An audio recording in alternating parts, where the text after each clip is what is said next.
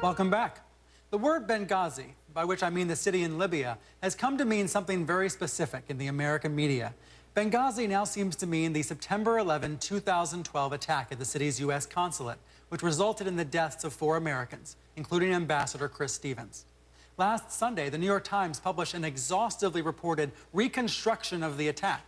It pointed the finger away from the group that some believed were the perpetrators. Here's what the reporter, David Kirkpatrick, wrote. Months of investigation by the New York Times, centered on extensive interviews with Libyans in Benghazi who had direct knowledge of the attack there and its context, turned up no evidence that al-Qaeda or other international terrorist groups had any role in the assault.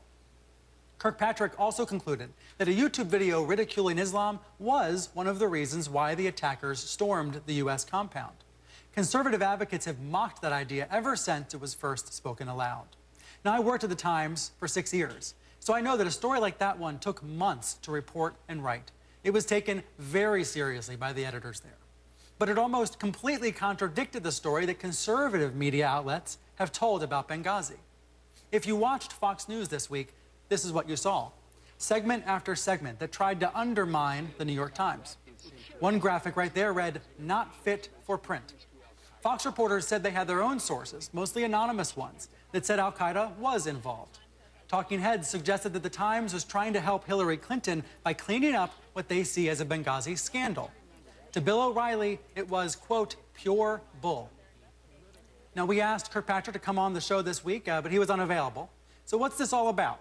Joining me from New York, Thomas Joslin, a senior fellow for the Foundation for Defense of Democracies and a senior editor at the Long War Journal. And returning to the discussion, Sally Cohn and Dylan Byers. Thomas, you wrote this week for the Weekly Standard that the Times whitewashed Benghazi. How so? Well, I think that the Times report, and I think we should have respect for the fact that David Kirkpatrick and the Times have done some really granular reporting inside Libya in a very dangerous area.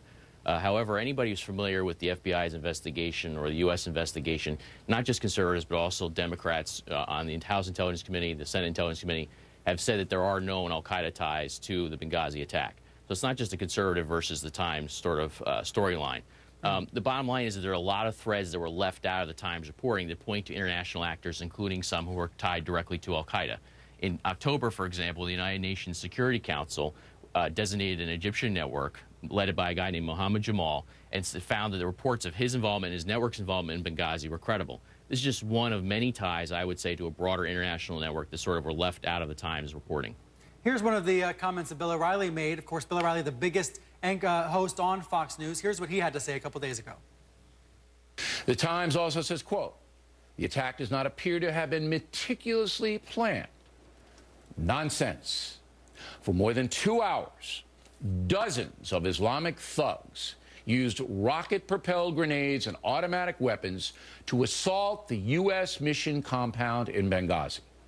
Militants were seen on video cameras casing the mission before the attack, and they hid themselves until opening fire.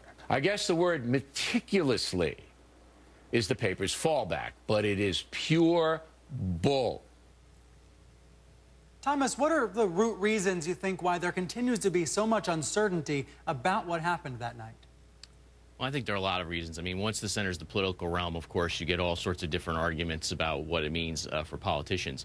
But one of the things we've been calling for consistently is sort of the declassification of more of the evidence surrounding Benghazi and related matters. I think there are a lot of areas where the U.S. government can step up and declassify information about what it considers, who they consider to be the suspects, what their ties are or are not to the broader al-Qaeda network, and sort of a lot of the other details surrounding that night.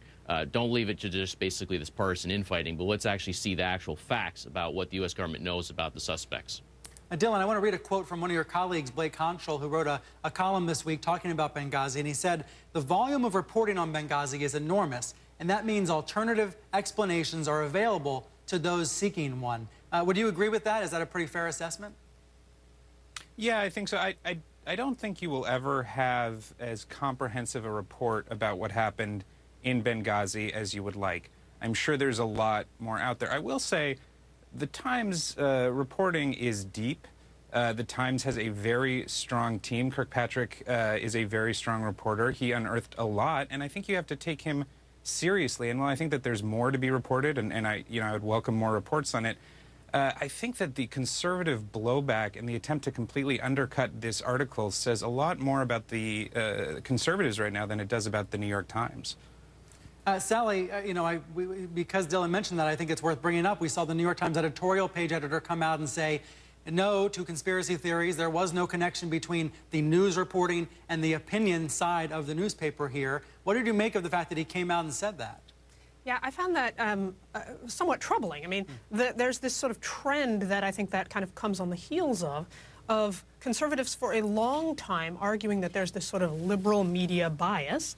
And then it becomes this kind of self-fulfilling prophecy. The media rushes to prove that it's not, and so has to sort of fall over itself to try and defend its actions, and in times actually sort of more up the conservatism of its reporting to try and appeal to or appease those conservative critics, and actually then create a conservative bias in the media. So it's sort of deeply troubling. The other thing that's troubling about this overall is it's good to get the facts. I agree with everyone. We really need the facts of what actually happened. But the reason this continues to be an ongoing story is solely because of the conservative desire to smear President Obama and Hillary Clinton.